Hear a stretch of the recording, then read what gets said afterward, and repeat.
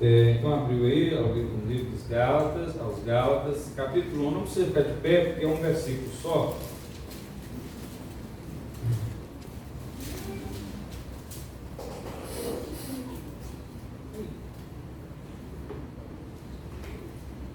Eu quero pegar uma palavrinha. Achou aí, irmãos? Amém. Gálatas, capítulo 1. Eu quero falar sobre o perdão de Deus, o milagre do perdão divino. Eu havia falado com os irmãos aqui durante a semana e conversado com alguns, né, aí por fora, a respeito do perdão de Deus e da seriedade do pecado. Hoje pela manhã eu falei que a gente ia pregar isso agora. E eu não sei se eu vou conseguir transmitir o que Deus me fez entender. Bom, eu espero que eu consiga transmitir.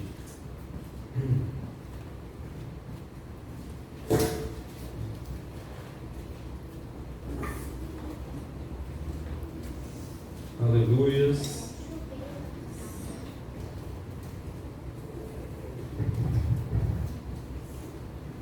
Louvado seja Deus. Gálatas capítulo 1, verso 4, tá bom? Na verdade, vamos pegar o 3 ao 5, porque aí tem a ideia completa do parágrafo inteiro. Bom, mas eu quero o 4 que a gente vai enfatizar. A minha versão é uma versão diferente, mas o significado é o mesmo. A todos vós, graça e paz da parte de Deus nosso Pai e do Senhor Jesus Cristo, que se entregou voluntariamente pelos nossos pecados, a fim de nos resgatar deste atual e perverso sistema mundial, segundo a vontade de nosso Deus e Pai, a quem seja toda a honra ou toda a glória pelos séculos dos séculos. Amém. Amém, Jesus. Amém? Amém. Então, como eu disse aos irmãos, eu quero pegar aqui esse verso 4, especialmente nessa primeira expressão. Ele se entregou voluntariamente pelo quê? Pelos nossos pecados. Nossos pecados. Com base nisso aí que eu quero conversar com os irmãos. Alguns dias meditando a respeito de quão maravilhoso é o perdão de Deus. E cheguei a comentar com alguns irmãos, como já citei. Irmão, perdão é um milagre.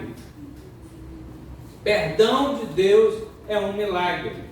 É um milagre tão grande, se for falar humanamente, é impossível de se obter. Humanamente falando, perdão de Deus é algo impossível de se obter. Os irmãos vão entender. E vocês vão entender porque vocês já sabem mais ou menos que é um milagre, porque precisamos ter a perspectiva correta acerca da profundidade do pecado, da seriedade do pecado. Se nós não tivermos essa concepção correta acerca dessa seriedade, da profundidade, da corrupção, da deterioração que o pecado traz na vida do ser humano, nós ainda não conseguimos compreender quem é Deus, quem somos nós, quem são as pessoas, como é o mundo e sobre o perdão. Eu cheguei a comentar com alguns, né? E disse que eu queria falar sobre o assunto, graças a Deus, né? Estamos falando, porque eu me peguei perplexo ao ver como um problema tão sério como o pecado pode ser resolvido. Mas ele é tão sério mesmo, ao ponto de não poder ser resolvido de qualquer jeito, ou na hora que alguém quer. Já viu essas pregações? Não, Deus perdoa. O crente fala assim com o outro, né? Tem problema de fazer isso. O diabo fala assim na cabeça, né? Tem problema de fazer isso, não. Deus perdoa. Perdão só pode ser obtido por milagre, meus irmãos. Essa é a palavra que eu quero trazer hoje, para que todos percebamos o que de fato Deus realizou em nossa vida e que isso nos faça ser cada dia mais gratos a Ele. Amém. Meus irmãos, ter uma noção. Eu quero falar do mal externo. E depois nós vamos falar do mal interno. E por fim o milagre, né? Que é o perdão. Então do mal externo, desde a queda, desde aquele dia, não sabemos o dia da semana, nem o dia do mês, não existia ainda a contagem, mas desde aquele dia, vários fatos sucessivos ocorrem ou vêm ocorrendo na história do mundo que revela a amplitude, ou que revelam a amplitude do pecado, ou seja, é um mal presente e ativo no mundo. Logo depois da queda, nós temos aquela conversa de Deus ali com o ser humano, tanto o homem quanto a mulher, mas nós vemos alguns capítulos depois, que é o 6, no versículo 11, que diz lá que a terra estava corrompida. Em pouco tempo de criação, a terra estava corrompida. Dá para ler aí esse texto? Capítulo 6, verso 11. Quem achar primeiro, lê alto, por favor. Mas faço-vos saber, irmãos, que o evangelho... Não, João, Gênesis 6, 11. A terra estava corrompida à vista de Deus e cheia de violência.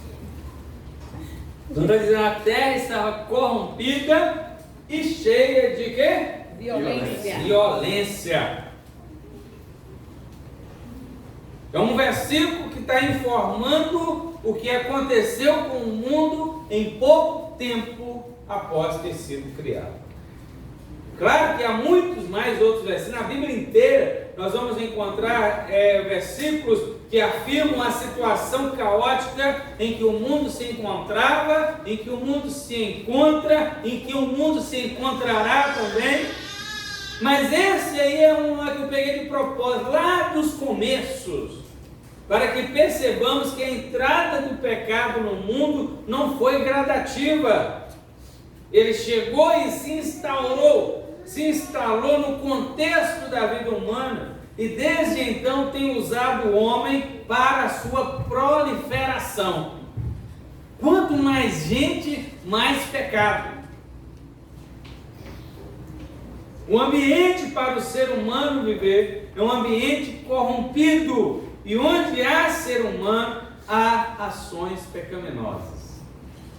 Esse é o mundo natural, é o mundo sem Deus. Qualquer lado que você vai, qualquer lado que você olha, para o que você olha, você vê.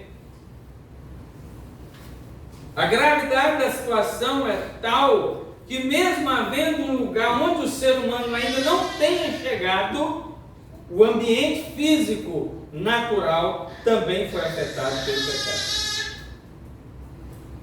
Lembra que no início, lá que estava falando, na criação, Deus, depois que Ele criou tudo, olhou e viu que era o quê? Bom. Olha que coisa. Deus faz, porque Deus faz as coisas boas, né, meus irmãos? Deus é perfeito, então quando Ele vai fazer a coisa, Ele faz de maneira perfeita, igual a Ele. Amém. Graças a Deus. E foi isso que aconteceu. Assim que Deus terminou de fazer, Ele olhou e viu que era bom. Mas a natureza, a criação era boa para quem? Boa para Ele, claro. Ele mesmo que deu essa nota, Ele mesmo que falou que era bom, Ele mesmo que declarou e viu que era bom. E claro, não só para Ele, mas quem viveria sobre a face da terra? O homem viveria sobre a face da terra? Mas aí nós tivemos a queda, como nós acabamos de dizer no capítulo 3. E lá no versículo 17, temos uma terrível sentença de Deus sobre a terra. Deus não amaldiçoa o homem, mas amaldiçoa a terra. Ele diz, maldita será a terra. Por causa de quem? Por causa de tu. Por causa de você. Por tua causa. Era justo e natural, não é isso que está escrito aí, verso 17, capítulo 3 de Gênesis? Maldita é a terra por tua causa. Era justo que Deus desse essa sentença, porque primeiro Deus age como criador da natureza, e depois Ele deu uma sentença de de juízo sobre essa natureza, sobre essa mesma terra que havia criado, por causa do pecado do homem, porque Deus criou o homem para ser a coroa da criação, para dar ao homem a responsabilidade pela criação. Ele diz: é um domínio sobre os peixes, domínio sobre os animais, domínio sobre a terra, sobre isso, sobre aquilo. Então a responsabilidade pela criação Deus estava dando ao homem, e o fato dele se rebelar contra Deus traria consequências também em toda a esfera da sua responsabilidade. O homem, que era a coroa da criação, tornou-se a catástrofe da criação. Agora, depois disso, a natureza em torno do homem está turbada, reprimida, atrofiada e exaurida. Talvez você não veja assim, mas é porque nós não conhecemos como Deus conhece as coisas. Mas se você abrir na carta do apóstolo Paulo aos Romanos, no capítulo 8, é o que está escrito. Capítulo 8, verso 20 até o 22. A criação foi submetida à inutilidade, é o que diz a minha tradução aqui. Não por sua livre escolha, olha aí, mas por causa da vontade daquele que a sujeitou, na esperança de que também a própria natureza criada será libertada do cativeiro da degeneração em que se encontra, recebendo a gloriosa liberdade outorgada aos filhos de Deus. Olha aí. Sabemos que até hoje toda a criação geme e padece como em dores de parto. Não está aí. A própria criação geme. E ela espera o dia da vida de Jesus, quando a igreja será arrebatada para estar com Ele, será limpo. Nós falamos aqui, o apóstolo João falando do corpo transformado, parecido com o dele, e a criação aguarda, fica na expectativa de que isso aconteça. É o que nós estamos dizendo aqui o versículo. Então está vendo? O mal externo. Mesmo onde não há ser humano, nós temos uma natureza que está cansada. Uma natureza que geme por causa do pecado. Temos aí os ambientalistas que falam uma coisa, que falam outra, eles estão acertos em parte, porque eles têm outras questões, outros ideais, né? Outras preocupações. Em parte eles estão certos, mas eles não imaginam o significado disso aqui. Mas temos ainda como um mal externo a personificação maior desse mal, chamado Satanás. Ele é um ser criado, ele foi criado, viu? Mas ele não é humano, ele não possui características humanas. É um ser angelical e que se rebelou contra Deus, conforme todos nós sabemos, e também contra a criação divina. E desde a queda lá no Éden, desde a queda de Adão, ele tem domínio sobre a terra e a sociedade deste mundo. Aquele domínio que Deus tinha falado com Adão, domínio sobre isso, domínio sobre aquilo, mudou. Adão como se tivesse passado o domínio para ele, legal, no direito, por causa do pecado.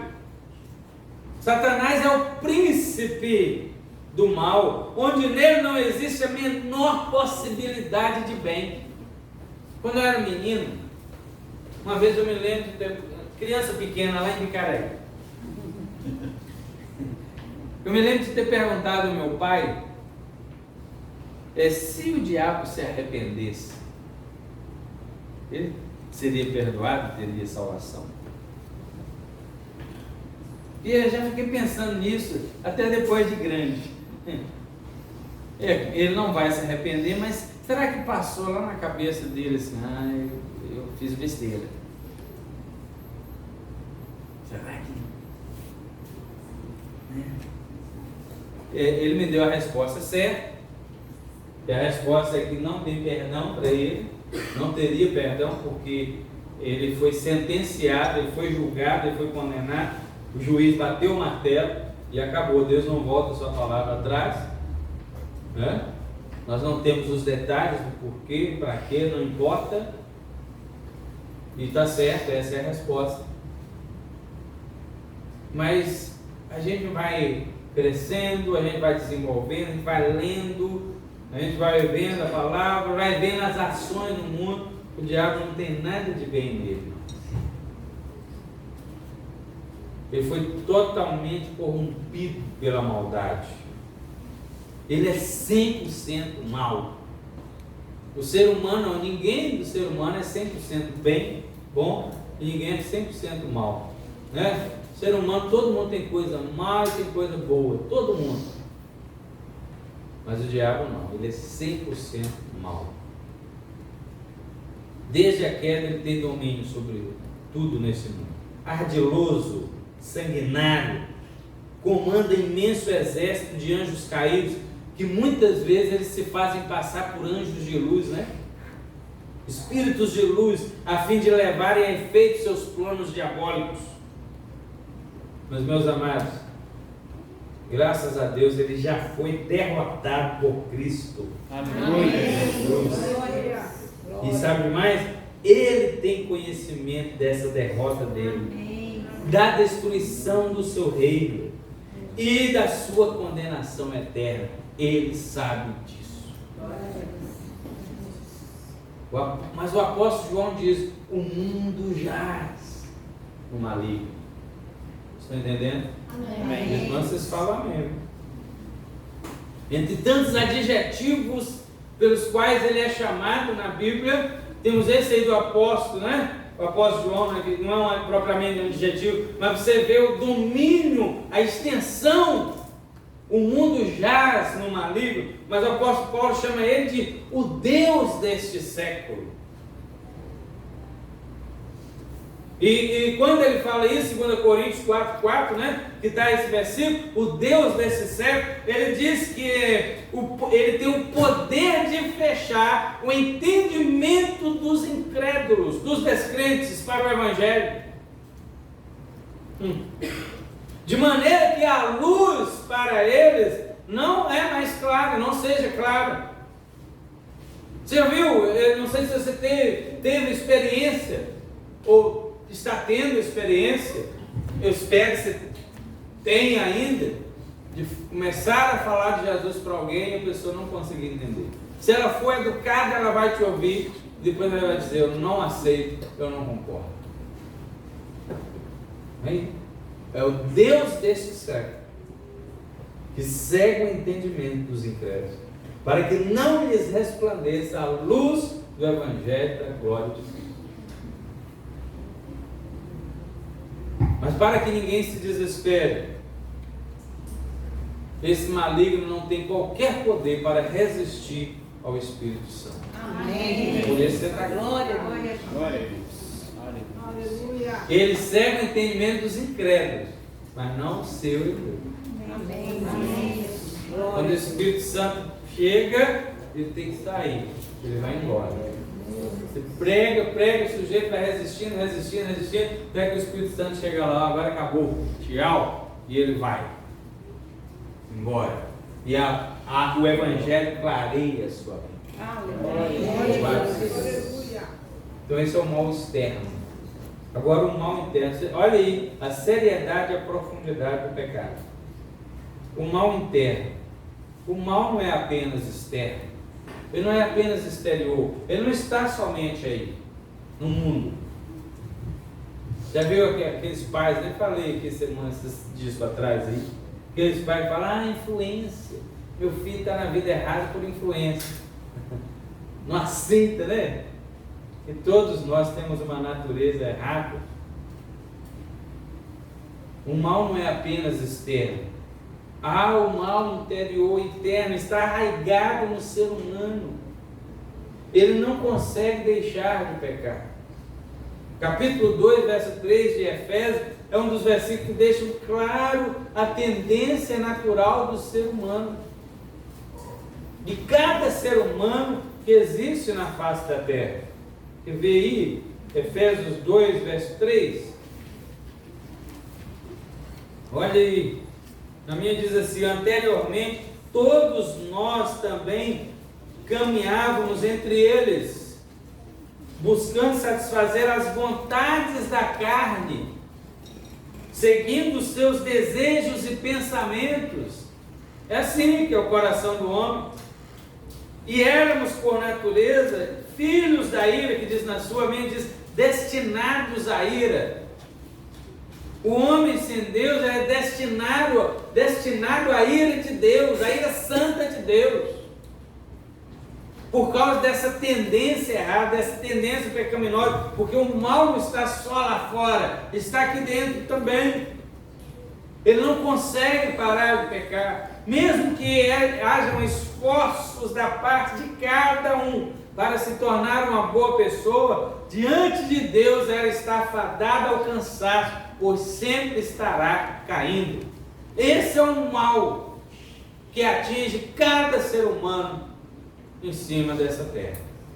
Ademais, todos os esforços humanos para tornar-se melhor acabam incluindo em que ele quer se tornar melhor.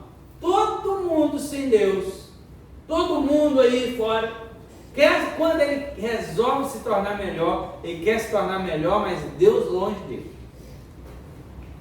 Não é isso? Aos Coríntios, o apóstolo Paulo fala isso. A sabedoria deste século. Não tem a sabedoria deste mundo? 1 Coríntios, lá, capítulo 2, que vai falar sobre isso. A sabedoria deste século.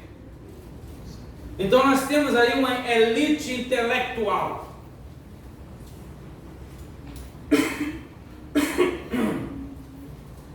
Que aos pregadores do Evangelho essa elite não aceita. Essa elite, o Evangelho soa nela como sendo uma tolice inaceitável. Depois o apóstolo Paulo vai dizer assim que, mas Deus tornou a sabedoria tola, né? A sabedoria tola. E ele pegou aquilo que para o mundo é tolo e colocou na parte de cima, e que para o mundo é aceitável e que é bom, e colocou lá embaixo. Porque a loucura de Deus, ou a tolice de Deus é mais sábia do que a sabedoria dos homens. É o que está escrito. Então, entre essa elite forma-se um sentimento de superioridade. Forças demoníacas geram um clima em que o ser humano, num verdadeiro prazer pelo pecado, seja ele qual for, e apesar de toda a desgraça que o pecado causa, se sente cabalmente seguro. Você já viu pessoas que você prega o Evangelho, elas gostam do Evangelho, mas elas não aceitam. Eu tenho que deixar isso, eu tenho que deixar aquilo, esse barulho aí para os irmãos não dormirem, tá bom? Eu tenho que deixar isso, eu tenho que deixar aquilo.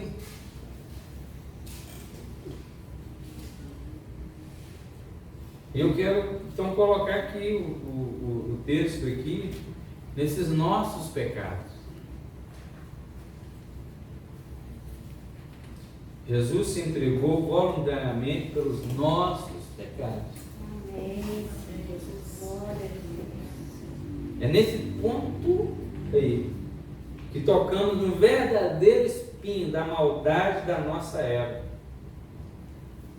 Ela não reina sobre nós simplesmente por um poder superior. Aí eu não consegui, eu fiz isso errado, eu não consegui fazer o certo. Se for assim, a gente pode dar aquela desculpa, né? A gente pode ter pena de nós mesmos, somos seres frágeis, dependentes das circunstâncias, mas não é assim só. É também, mas não é só assim.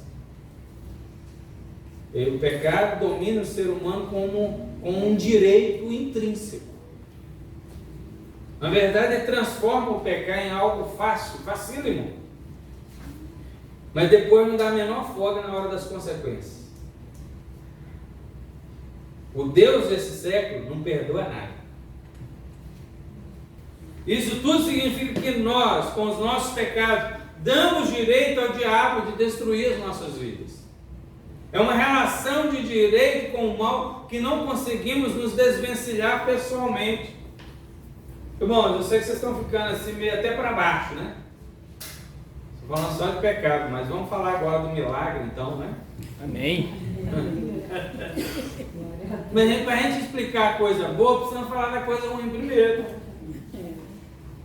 Para fazer uma retrospectiva de todo o trabalho divino para o perdão, devemos começar com a história do pecado lá em Adão, conforme nós já citamos. Assim que ele peca, o Senhor vai ter aquela conversa com ele e ficamos sabendo que aconteceu ali algo depois da conversa. O Senhor Deus fez roupas de peles para ele. O que isso significa? Que Deus sacrificou ali um animal e tirou a pele para fazer roupas para ele. Vai começar a clarear aí uma coisa boa, né? Posteriormente nós vemos ali no ser humano, a partir dele, da sua descendência, uma preocupação em se oferecer animais em sacrifício. Mesmo que a Bíblia não registre isso claramente, é normal supormos que foi o que o Senhor ensinou a Adão. Deus ensinou a Adão essa prática de oferecer sacrifícios e ele repassou para os seus descendentes. Mas não com o intuito, se oferece para aplacar a minha ira, quando eu ficar com raiva de vocês. Não é isso. Os deuses pagãos são assim. Aí você assiste um filme de época, os deuses gregos, né? Eles ficaram com raiva lá da humanidade, aí as pessoas deixaram de enviar chuva, né? Na representação mitológica, ou vinha seca, ou os rebanhos não davam cria, ou alguma peste na aldeia, na cidade. Então eles já se preocupavam em oferecer sacrifícios a esses deuses para aplacar a ira dele, para ver se recebiam um favor. Não é essa a intenção de Deus. Quando Deus ensina, ele não é para isso. Deus estava apontando para o sacrifício perfeito que viria lá na frente. O sacrifício do seu Filho Jesus Cristo, até que, quando concretizasse, não precisava mais nenhum animal ser sacrificado. Posteriormente a isso, vendo do próprio Deus concedendo regulamento através da lei de Moisés acerca desses ofertas e sacrifícios, o mesmo objetivo, apontar lá para frente, na remissão definitiva do pecado, a pessoa de Jesus Cristo. Amém. E por fim chega ele, Jesus, o próprio Filho de Deus que se encarna.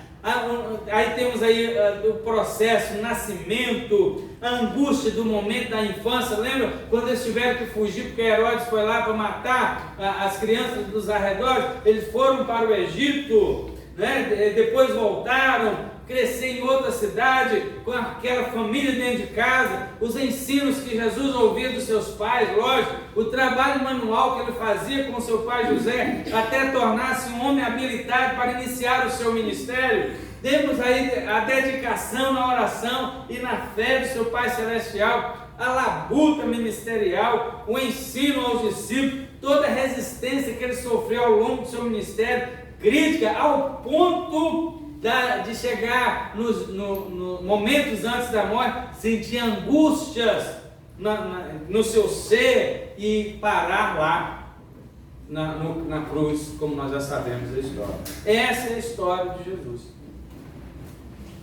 Então, não temos justificativas em relação ao pecado, porque eles estão sempre presentes diante de nós. E nada faz tanto parte de nós como desses nossos pecados. Por isso, quem não levou a sério os seus pecados, ainda não começou a levar a sério a si mesmo. A bem da verdade, meus amados, o único que realmente leva a sério a nós os nossos pecados é Deus. Amém. Glória a Deus. E por um empenho total da parte de Deus, total, Ele interferiu e nos arrancou das trevas. Aleluia. Glória a Deus. É só Ele. Glória a Deus. Ele entregou a Jesus pelos nossos pecados. Amém.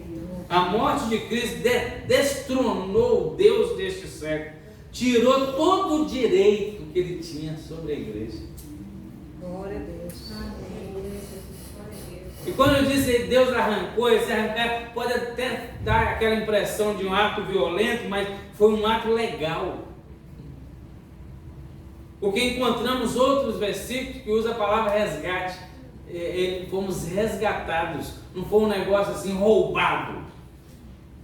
Quando é roubado é ilegal, mas foi um resgate, foi um preço que foi pago. Amém. Nada foi feito ilegalmente. Olha, amados de Deus, desde aquele dia em que Jesus padeceu até morrer na cruz, é oferecida uma solução para esse problema tão desesperador que é o pecado.